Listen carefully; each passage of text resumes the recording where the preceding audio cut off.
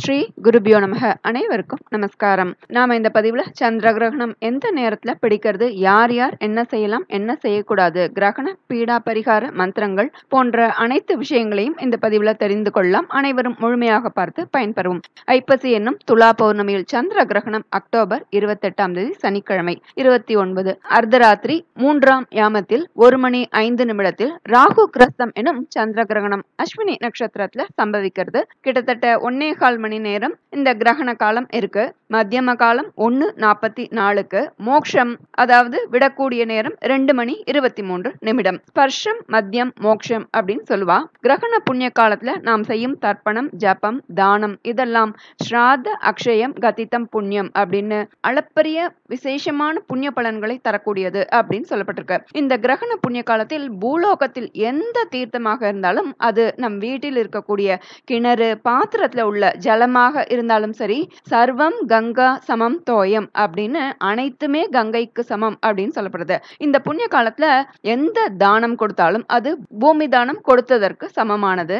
எந்த ஒரு பிராமணர் வந்தாலும் அவர்கள் பிரம்மாவுக்கு நிகரானவர்களாக சமமானவர்களாக சொல்லப்படுகிறார்கள். அஸ்வினி நட்சத்திரத்துல கிரகணம் பிடிப்பதால் இந்த நட்சத்திரக்காரர்கள் சாந்தி செய்து கொள்ள வேண்டும். அந்த நட்சத்திரத்துக்கு முன் நட்சத்திரம் ரேவதி நட்சத்திரம், பின் நட்சத்திரம் பரணி நட்சத்திரம், அஸ்வினியின் ஜன்மானு ஜன்ம நட்சத்திரம்னு சொல்லப்படும் மகா நட்சத்திரம், மூல நட்சத்திரம். மொத்தம் இந்த 5 நட்சத்திரக்காரர்களும் பட்டம் கட்டிக்கொள்ளுதல் அவசியம். பட்டம்னா சுத்தமான துணிகள்ல அல்லது ஓலைகள்ல, பனை ஓலை அல்லது சிலர் செப்பு பட்டயத்துல கூட முன் கட்டிக்கொள்வது வழக்கம். இப்போ நம்ம பேப்பர்ல எழுதி ஸ்லோகங்கள் வாசிக்கணும். குளிக்கிற போது வைத்துக் கொள்வது வழக்கம். ஸ்பர்ஷம் அதாவது பிடித்தவுடன் ஒரு ஸ்நானம் செய்ய வேண்டும். அப்புறம் மந்திர ஜபங்கள்லாம் பண்ணணும். புரஸ்சரணம்னு கேள்விப்பட்டிருப்போம். மந்திரத்தை அக்ஷர லட்சம் ஜபித்தால் மந்திர சித்தி ஆகும்னு மந்திர சாஸ்திரத்துல சொல்லப்பட்டிருக்கு. 8 எழுத்து மந்திரம்னா 8 லட்சம் ஜபிக்கணும் அப்படின்னு சொல்லப்பட்டிருக்கு. ஒரே நாள்ல இல்ல, நம்ம ஆரம்பிச்சு ஏதோ ஒரு கணக்குல 1000 அப்படின்னு ஏதோ ஒரு கணக்குல செய்வோம் இல்லையா, அத இந்த கிரகண புண்ணிய காலத்துல செய்வது மந்திர சித்தி ஆகும் அப்படின்னு சொல்லப்பட்டிருக்கு. ஆனா கிரகண புண்ணிய காலத்துல நம்ம ஏற்கனவே குருமுகமாக மந்திரம் வாங்கிது, அதை ஜபிச்சோம்னா அது சீக்கிரமே சித்திக்கும். காயத்ரி மந்திரமா இருக்கலாம், இல்ல பஞ்சாட்சரி, அஷ்டாட்சரி, துவாதச மந்திரம், இல்ல ஷோடசி, இது போன்ற எதுவாகவும் இருக்கலாம். இது எதுவுமே இல்லைன்னா நம்ம ஸ்லோகமும் சொல்லலாம், அது சித்திக்கும். மந்திர சித்தி என்பது கிரகண புண்ணிய காலத்துல விசேஷமாக அபாரமாக கிடைக்கும். இந்த புண்ணிய காலத்துல ராமேஸ்வரம், திரிவேணி சங்கமம், குருக்ஷேத்திரம், வேதாரண்யம், கங்கை, பவித்திரமான காவேரி போன்ற எல்லா நதிகள், சமுத்திரங்கள், இந்த இடங்கள் எல்லாம் நாம ஸ்நானம் செய்யறது, பிடித்த நேரமும் ஸ்நானமும் செய்வது விசேஷ பலன்களை தரும். இது ஒவ்வொரு மாதமும் ஒவ்வொரு தீர்த்தக்கரையில ஸ்நானம் செய்யறது ஒவ்வொரு பலனை அளிக்கும்னு சொல்லப்படுது. சாந்திர மாசமான கார்த்திகை மாதம் கிரகண புண்ணிய காலத்தின் போது கங்கா யமுனா சங்கமமாகிற திரிவேணி சங்கமம் தீர்த்தராஜான பிரயாகையில ஸ்நானம் செய்யறது விசேஷம். அதே போல மாக மாசத்துல வர கிரகண புண்ணிய காலம் சந்நிகிதான்னு சொல்லப்படும் குருக்ஷேத்திரத்துல ஸ்நானம், ஜபம், தானம் இதெல்லாம் செய்வது அளப்பரிய பலனை தரும். இப்போ இன்றைய தினம் சம்பவிக்கக்கூடிய ஆஸ்வின மாதத்துல சம்பவித்துள்ள கிரகண புண்ணிய காலத்துல மோக்ஷபுரி அதான அயோத்தியாவுல உள்ள சரையு நதியில ஸ்நானம், தானம் செய்யறதுல ரொம்ப விசேஷம் அப்படின்னு சொல்லப்பட்டிருக்கு. எல்லாராலையும் இந்த நதிகள் எல்லாம் போய் ஸ்நானம் பண்ண முடியுமா? முடியாது இல்ல. அதற்கும் பரவாயில்ல, போக முடியலன்னாலும் பரவாயில்ல, நாம அந்த நதிகளை மனசுல நினைச்சுட்டு அந்த நாம கீர்த்தனம் பண்ணலாம், பண்ணினாலும் பலன் உண்டு அப்படின்னு சொல்லப்பட்டிருக்கு.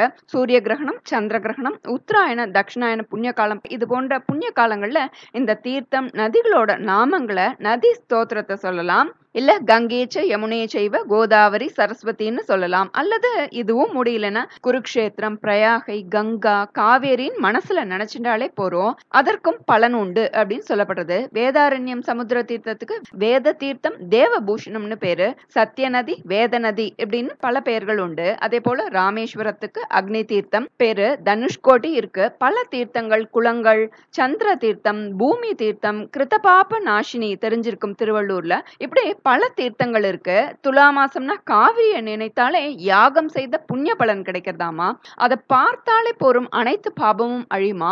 அடுத்தது தொட்டா கோமேதம் என்ற யாகம் செய்த புண்ணிய பலன் கிட்டுமாம். அந்த நீரை பருகினால் அதற்கு ஒரு பலன், ஸ்நானம் செய்தால் அஸ்வமேதம் செய்த பலனாம். இதில் துளியும் சந்தேகம் இல்லை அப்படின்னு வேத நூல்கள்ல சொல்லப்பட்டிருக்கு. இது ஸ்நானம் செய்வதற்குன்னா இதற்கு பின் தானம் செய்தால் அதற்கு விவரிக்க இயலாத உயரிய புண்ணிய பலன்கள் கிடைக்கிறதுன்னு சொல்லப்பட்டிருக்கு. இந்த ராகு கிரஸ்தத்துல செய்யும் தர்ப்பணம் பித்ருக்களுக்கு தேவர்களுக்கும் திருப்தியை கொடுக்கறதுன்னு விஷ்ணு ஸ்மிருதி சொல்றது. கிரகண பீடை என்பதால் பிடித்த ஸ்நானம் விட்ட ஸ்நானம் ரெண்டுமே செய்ய வேண்டும். சந்திர தரிசனம் செய்ய வேண்டும். கிரகண தோஷம் பரவாமல் இருப்பதற்கு ஹோமங்கள் செய்வதுண்டு. ஆனால் நாம் மந்திர ஜபங்கள் செய்தால் போதும். விடும்போது ஸ்நானம் செய்து தானங்கள் அவசியம் செய்ய வேண்டும். குறிப்பாக சூரிய கிரகணத்திற்கு பிடிக்கும் போதும் சந்திர கிரகணத்திற்கு விடும்போதும் தர்ப்பணம் செய்வது விசேஷம் அப்படின்னு சொல்லப்பட்டிருக்கு. ஒரு நாள் என்பது பகல் 4 யாமம், இரவு 4 யாமம், ஒரு நாளைக்கு 8 யாமம். கேலண்டர் பிரகாரம் நமக்கு டேட் மாறுறதுனால வரக்கூடிய குழப்பம் தான் இது ஒரே நாள்ல சம்பவித்துள்ள கிரகணம் தான். நமக்கு டேட் மாறுறதுனால வரக்கூடிய குழப்பம் தான். ராத்திரி வர்றதுனால பல பேருக்கு அந்த நேரத்துல பண்ணணுமா அப்படின்னு இருக்கும், குழப்பம் வரும். அது அவரவர் சௌரியம். நம்ம பலன்களை தெரிந்து கொள்ளலாம், அப்புறம் அவரவர் முடிவெடுத்துக் கொள்ளலாம். பிடித்தவுடன் செய்வதற்கு லட்சம் மடங்கு புண்ணிய பலன் அப்படின்னு பத்ம புராணம் சொல்றது.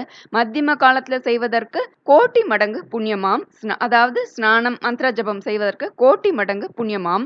விட ஆரம்பிக்கும் போது, விட்டப்புறம் இல்ல, விட ஆரம்பிக்கும் போது நாம் கொடுக்கும் தானாதிகள் மந்திர ஜபங்கள் இதற்கு முடிவே இல்லாத அனந்தமான புண்ணிய பலன் உண்டு அப்படின்னு சொல்லப்பட்டிருக்கு. அடுத்தது சூதக தீட்டு, விருத்தி தீட்டுன்னு ஒதுங்கி தீட்டில் இருப்பார்கள் இல்லையா, அவர்கள் கர்ப்பிணிகள் எல்லோருக்குமே இந்த கிரகண பீடை உண்டு. எங்களுக்கு தீட்டு இருக்கே இது கிடையாது அப்படின்றதெல்லாம் சொல்றதுக்கு இல்ல. எல்லாருக்கும் ஸ்நானம் ஜபம் அவசியம் அப்படின்னு சொல்லப்பட்டிருக்கு. எல்லாருக்கும் வாய்ப்பு கொடுக்கப்பட்டிருக்கு அப்படின்றதுதான் இதுல தெரிந்து கொள்ள வேண்டியது. ஆகார கட்டுப்பாட்டுக்கு வரலாம். 3 யாமத்துக்கு முன்னாடியே ஆகாரம் நிறுத்திடணும். இது சாஸ்திரம். அந்த நேரத்துல வயிறு சுத்தமாக இருக்க வேண்டும். ஒரு யாமம்ன்றது 3 மணி நேரம்னு வைத்துக் கொள்ளலாம். சூரியோதயம் 6 மணின்னு நம்ம வச்சுக்கலாம். 6 to 9 ஒரு யாமம், 9 to 12 நூன்றது அடுத்த 2வது யாமம், 12 to 3 pmன்றது 3வது யாமம், 3 to 6 pmன்றது 4வது யாமம். இது போல அடுத்தது 4 யாமம். இது சூரிய உதயத்தை பொறுத்து மாறுபடும். எந்த யாமத்தில் கிரகணம் பிடிக்கிறதோ அதற்கு 4 யாமத்துக்கு முன்னாடி சூரிய கிரகணத்துக்கு சாப்பாடு நிறுத்தணும், தண்ணி குடிக்க கூடாது அப்படின்றது கணக்கு. சந்திர கிரகணத்துக்கு 3 யாமம் கணக்கு, சூரிய கிரகணத்துக்கு 4 யாமம் கணக்கு. சின்ன குழந்தைகள், வயதானவர்கள், கர்ப்பிணிகள், உடல்நிலை சரியில்லாதோர் இவர்களுக்கெல்லாம் ஒரு யாமம் குறைந்தபட்சமாக 3 மணி நேரம் இருந்தால் போதும் அப்படின்னு சொல்லப்படுறது. குறிப்பாக கர்ப்பிணி ஸ்திரீகள் இந்த கிரகண சமயத்தில் வெளியே வர வேண்டாம். மற்றவர்கள் மதியம் 3 மணியோடு சாப்பாடு முடித்துக் கொள்ள வேண்டும் அப்படின்னு சொல்லப்பட்டிருக்கு. கிரகணம் முடிந்து நிச்சயம் தலைக்கு ஸ்நானம் செய்வது அவசியம், இல்லை என்றால் கிரகண பீடை ஒட்டிக்கொள்ளும் அப்படின்னு சொல்லப்படுறது. தானம் சிரார்த்தம் செய்தால் தேவதைகள் மற்றும் பித்ருக்களுக்கு திருப்தி கிடைக்கிறது. பித்ருக்கள் திருப்தி அடைந்து நம்மை ஆசீர்வதிப்பார்கள். சமைத்து வைத்த பொருட்கள், பால், தயிர், எண்ணெய், நெய், வெண்ணெய், மோர் இது போன்ற ரச வஸ்துக்களுக்கு தோஷம் கிடையாது. தர்பைக்கு பவித்திரம்னு பேரு. ஊறுகாய், அப்புறம் மேலே சொன்ன பொருட்கள் இதுலெல்லாம் தர்பை போட்டு வைக்க வேண்டும். முடிந்தவுடன் அதை எடுத்து விட்டு சாப்பிட உபயோகப்படுத்தலாம். சமைத்து வைத்த பொருட்கள் எதையுமே உபயோகப்படுத்த கூடாது. அதனால் அதற்கேற்ப வேஸ்ட் ஆகாத மாதிரி அளவாக சமைத்து வைத்துக் கொள்ளுதல் நல்லது. மிச்சம் இருந்தா எடுத்து தூக்கி போட்டுறணும், யூஸ் பண்ணக்கூடாது. மருந்து இருக்கு இல்லையா, அதற்கும் அதனுடைய சக்தி குறையும் அப்படின்னு தர்பை போட வேண்டும்னு சொல்றது உண்டு. இது கிரகண விஷயங்கள்ல சொல்லப்பட்டிருக்கு. இது எல்லாம் அவரவர் முடிவு எடுத்துக்கொள்ளுது நல்லது.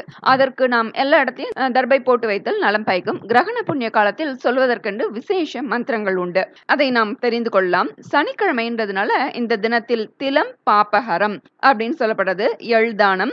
அப்புறம் ராகு கிரஸ்தம்ன்றதுனால ராகுக்கு உண்டான தானியம் மாஷம், உளுந்து. சோம பராகம்ன்றதுனால தண்டுலம்ன்ற அரிசி இதையெல்லாம் வைத்து தாம்பூலம், பூர்ண பழம் என்னும் முழு தேங்காய், தட்சணை இவை அனைத்தும் ஸ்ரத்தையோட பூர்ண மனதோட செய்வதால் குடும்பத்திற்கும் சந்ததிக்கும் ஸ்ரேயஸ் உண்டாகும். இதுதான் கிரகண சாந்தி. நம்ம சந்திர கிரகண தோஷ பரிகார ஸ்தோத்திரம் பார்க்கலாம். இதுதான் அந்த பட்டத்தில் எழுதி வைத்துக் கொள்ள சொல்ல வேண்டிய ஸ்லோகம். சந்திர கிரகண பீடா பரிகார மந்திரக.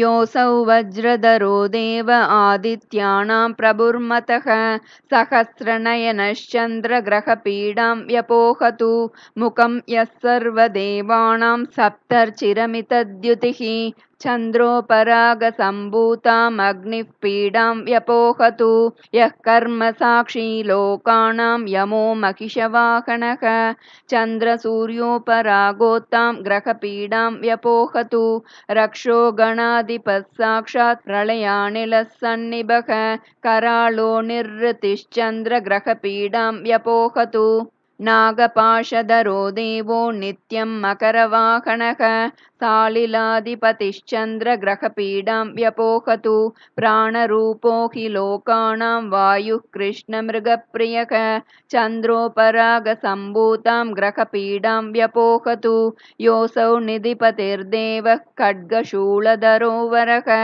चन्द्रोपरागसम्भूतां कलुषं मे व्यपोहतु योऽसौ शूलधरो रुद्रः शङ्करौ वृषवाहनः चन्द्रोपरागजं दोषं विनाशयतु सर्वदा. இது இல்லாமல் ஒரு மந்திரம் இந்திரோ நலோ தண்டதரஷ பார்ஷ்வ பாசாயுதோ வாயு குபேர ஈஷக மம ஜன்மரக்ஷே மம ராசி சம்ஸ்தே குர்வந்து சந்திர கிரக தோஷ சாந்திஹி. எல்லாருமே இதை சொல்ல வேண்டும். அஷ்டதிக் பாலகர்களையும் பிரார்த்தனை செய்து கொள்ள வேண்டும். இந்திரன், அக்னி பகவான், யம தர்மராஜா, நிருத்தி, வருணன், வாயு, குபேரன், ஈசானன் இவர்கள் அனைவரையும் மனதில் பிரார்த்தித்து தான் நம்ம இந்த ஸ்லோகத்தையே சொல்றோம். பிரம்மா, விஷ்ணு, சூரியன், ருத்ரன் இவர்கள் அனைவரும் இந்த பாப்பங்களை தோஷங்களை நீக்கட்டும், எல்லோருக்கும் சாந்தி கிடைக்கட்டும் அப்படின்னு இந்த மந்திரத்துல சொல்லப்பட்டிருக்கு. பெரிய பிரபுவாக இருந்தால் தாமிரம், செப்பு பாத்திரம் முழுவதும் நெய் நிரப்பி, இது ராகு கிரஸ்தம் என்பதால் அதில் தங்கத்தால் ஆன நாக பிரதிமை வைத்து, தங்கம் கொடுக்க இயலாதவர்கள் வெள்ளி போன்ற வேறு தானம் செய்யக்கூடிய உலோகத்தில் செய்ததை வைத்து, இது சந்திர கிரகணம் என்பதால் குறிப்பாக வெள்ளியே உயர்ந்தது அப்படின்னு சொல்லப்படுறது. தாம்பூலம் தட்சிணையுடன் கொடுக்க வேண்டும். இது ராகுக்குரிய பிரீத்தி. இந்த தானம் செய்யும் போது சொல்ல வேண்டிய தான மந்திரம் தமோமய மகாபீம சோம சூரிய விமர்தனக ஹேமதாரா பிரதானேன மம சாந்தி பிரதோபவ விதுந்துத நமஸ்துப்யம் சிம்ஹிகானந்தனாச்சுதா தானேன அனேன நாகஸ்ய ரக்ஷ மாம் வேதஜாத்மயாத். இதை சொல்லி நாகசாந்தி பண்ணிக்கொள்ள வேண்டும். இன்னொரு ரகசியமான விஷயம் அப்படின்னு சொல்லப்படுறது, எந்தெந்த நட்சத்திரங்கள்ல பிடிக்கிறதுனால பொதுவான ஒரு பலன் கிடைக்கும் அப்படின்னு கர்கர் சொல்லியிருக்கார். அதாவது 27 நட்சத்திரங்கள் 4 மண்டலங்களாக பிரிகிறது.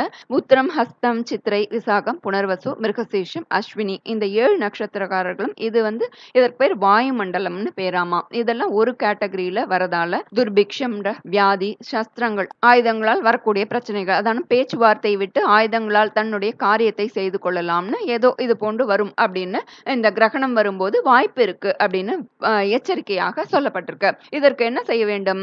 வாயவ்யா சாந்தி அப்படின்னு சொல்லப்பட்டிருக்கு. அந்த தேவதைக்குரிய வாயுக்குரிய வேதத்தில் உள்ள மந்திரங்கள் சொல்வதால், சுவாதி நட்சத்திரத்திற்குரிய அதிபதி வாயு பகவான், இதை சொல்வதால் அதற்குரிய பலன் கிடைக்கும், பிரீத்தி உண்டாகும். வாயு புத்திரன் ஆஞ்சநேயரையும் பிரார்த்திக்கலாம். இதெல்லாம் சொல்ல முடியாதவர்கள் வாயு பகவானின் ஹனுமன் மந்திரங்களையும் பாராயணம் செய்தாலும் பலன் உண்டு. மறுநாள் காலை வழக்கம் போல் கர்மானுஷ்டானங்களை கடைபிடிக்கலாம். கிரகண புண்ணிய காலத்தில் ஸ்நானம் செய்து மந்திர ஜபம் செய்து காயத்ரியை பகவான் நாமத்தை ஜபித்தும் தானம் செய்து புண்ணிய பலனை பெறுவோம். நல்லதே நடக்கும். நமஸ்காரம்.